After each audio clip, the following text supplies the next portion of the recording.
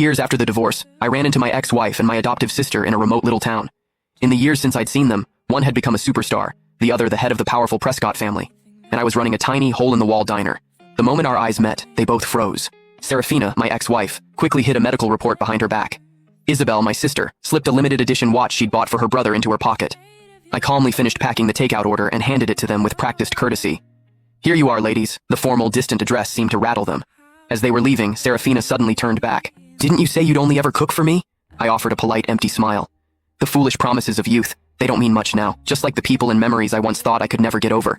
With time, they had all faded to nothing. Through the open glass door, the noise of the street drifted in, but it couldn't dispel the frozen silence that had settled over the diner. The two women who had conspired to ruin me, to cast me out of my own home, now stood at the counter, unwilling to leave. Serafina clutched the plastic bag of food, choosing her words carefully. "Owen is injured and needs to recuperate. The facilities here are excellent, so we brought him to stay for a while. Mom and Dad, they came too," she added. "Do you want to see them?" I shook my head, wiping a grease stain from the countertop. "No, that's not necessary. Please give my regards to Mr. and Mrs. Prescott." I paused, then added, "Actually, it's probably best you don't mention me at all. Being associated with someone like me would only tarnish the Prescott name." At that, my adoptive sister Isabel's brow furrowed. "Noah, these past few years Noah!" A young woman with streaks of red in her hair bounced into the diner, instantly latching onto my arm like a koala. "I'm starving. The school cafeteria food was literal poison today," I chuckled, ruffling her hair. "You say that every day, Gigi. There's a plate of your favorite shrimp scampi in the kitchen. I just made it. Go get it yourself." Gigi just hugged my arm tighter, whining, "No, you have to eat with me." Noticing that my other two visitors still hadn't left, my smile faded.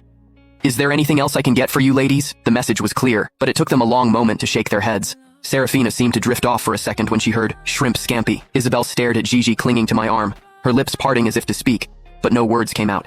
I led Gigi into the back, the curtain falling behind us and cutting off their view. When I came out again, they were gone. "Hey," Gigi said around a mouthful of shrimp. "Did you know them? They weren't here to cause trouble, were they? I've seen them on TV. One's a huge celebrity, the other runs the Prescott Corporation. They're kind of a big deal." I placed another shrimp in her bowl. "Just regular customers," I said with a light laugh. "If I knew people like that, do you think I'd be running this little diner? I'd have moved us all into a mansion by now." Gigi giggled, then leaned in conspiratorially. "I heard that Superstar's husband is the one who's sick.